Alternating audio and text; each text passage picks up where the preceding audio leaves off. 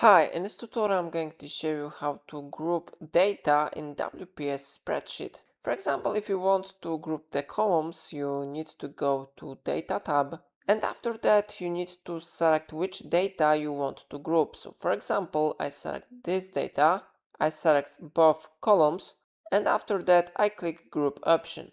Then these columns will be grouped and minus icon will be displayed here. If you want to hide this group, you can click on this icon. After that, A and B column will be hidden, but of course if you want to unhide it, you need to click on the plus icon. After that it will be visible here. So in this way you can easily group data in WPS spreadsheet, but if you want to ungroup this data, you need to select column which you want to ungroup, and after that you need to go to ungroup and you need to click on this one option, ungroup.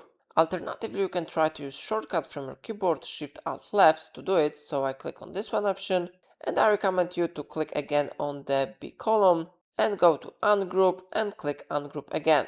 So in this way you can easily ungroup data in WPS spreadsheet. If I helped you, remember to like this tutorial and subscribe my channel. Please let me know in comment if it's of a problem.